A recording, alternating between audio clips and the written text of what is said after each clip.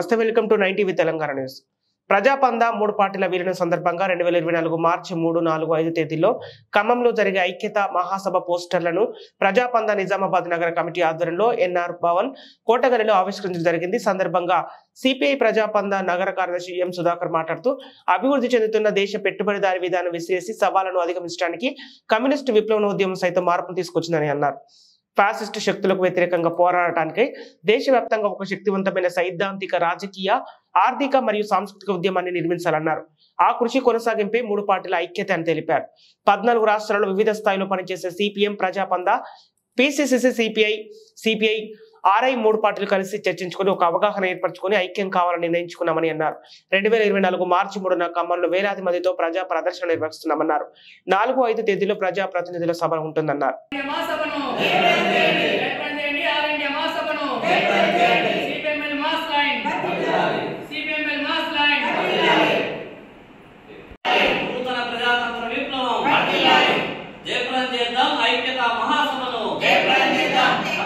మార్చి 3, 4, 5 తేదీల్లో ఖమ్మంలో జరిగే ఐక్యతా మహాసభను, 3 విప్లవ పార్టీల ఐక్యతా మహాసభను, ఖమ్మంలో జరిగే 3 విప్లవ పార్టీల ఐక్యతా మహాసభను, దేశవ్యాప్త జాతీయ ఐక్యతా మహాసభను, ఆల్ ఇండియా ఐక్యతా మహాసభను, 3 పార్టీల ఆల్ ఇండియా ఐక్యతా మహాసభను, వర్ధిల్లాలి నూతన ప్రజాతంత్ర విప్లవం, వర్ధిల్లాలి నూతన ప్రజాతంత్ర విప్లవం, వర్ధిల్లాలి సిపిఎం ప్రజాపంద, వర్ధిల్లాలి సిపిఎం మాస్ లైన్, వర్ధిల్లాలి సిపిఎం మాస్ లైన్, వర్ధిల్లాలి సిపిఎం మాస్ లైన్.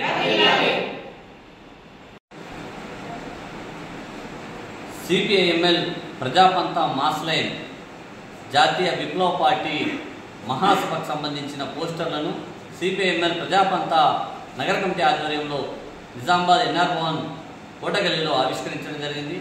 ఈ సందర్భంగా ముఖ్యంగా దేశవ్యాప్తంగా ఫాసిస్టు కోరల్లో ఈరోజు దేశ ప్రజలు చిక్కుకుంటున్న నేపథ్యంలో ఈ ఫాసిజానికి వ్యతిరేకంగా విప్లవ శక్తులన్నీ కూడా ఏకం కావాల్సిన ఆవశ్యకత ఉన్న నేపథ్యంలో CPIML ప్రజాపంత, PCC CPIML, CPIML RI 3 దేశవ్యాప్తంగా పనిచేస్తున్నటువంటి ఒకే ఆలోచనతో పనిచేస్తున్నటువంటి పార్టీలు విలీనం కావడం జరిగింది.